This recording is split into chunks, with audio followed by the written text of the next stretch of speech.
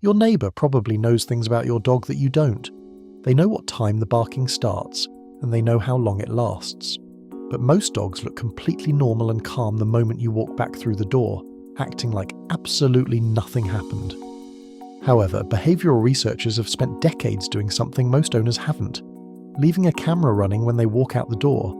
What those cameras capture is eye-opening. Your dog isn't just missing you. Something very specific is happening in their brain.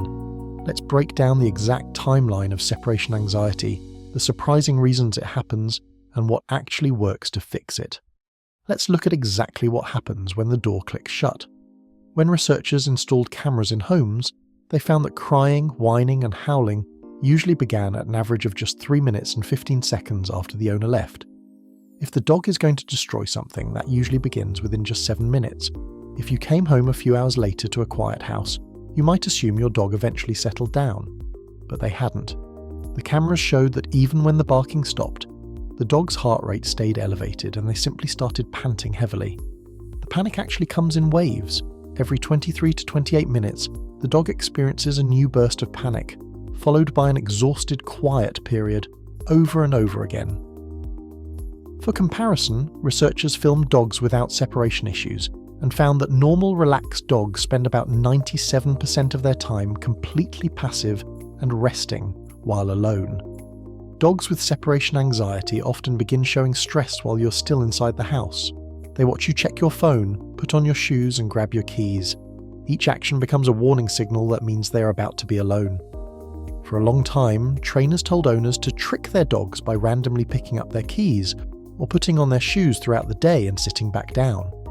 But newer science shows this can actually make things worse.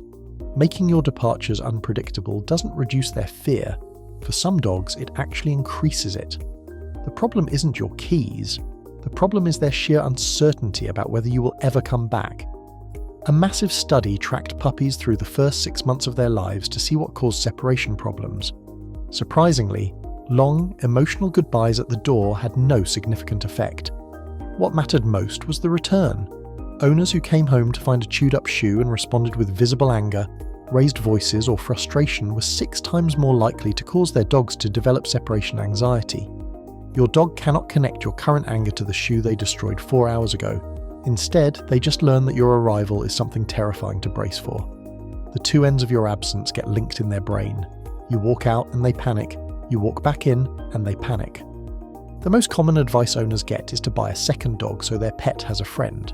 However, the research shows this usually doesn't work. A study found that male dogs in multi-dog households actually cry and vocalize more when left alone than single dogs do. The separation panic isn't about general loneliness, it is about the specific absence of you. A second dog doesn't fix that, it just leaves you with 2 stressed dogs. But what if your dog doesn't bark or destroy things at all? Does a perfectly quiet house mean you're in the clear? Not necessarily. Sometimes you come home, the house is perfectly clean, and you assume everything was fine. But a quiet dog might be the one you need to worry about most. When a dog is under prolonged, inescapable stress, they sometimes just give up and shut down completely, a psychological concept called learned helplessness. A dog that stops barking hasn't accepted the situation. They just stopped believing their behaviour matters. Even wilder, researchers measuring long-term stress hormones found that a dog's stress levels perfectly synchronise with their owners. If you are constantly stressed, your dog will be constantly stressed.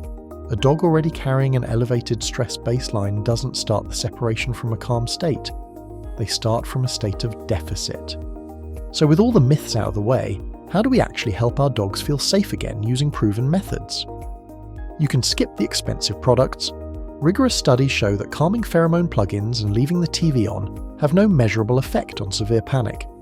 Even puzzle toys can backfire, because once the food is gone, the dog realizes you're gone and the panic begins. What actually works is taking baby steps, also known as graduated exposure. Start with just seconds of absence.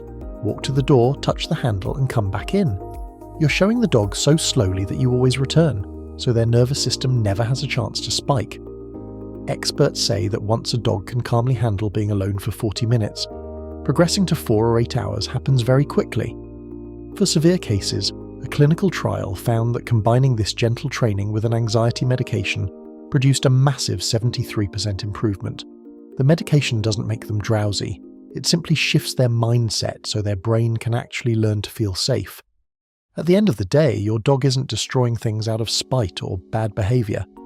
What they are responding to is the absence of you.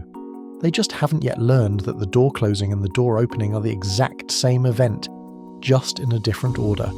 If this deep dive into dog psychology changed how you see your best friend, hit that subscribe button and leave a comment below. See you in the next video.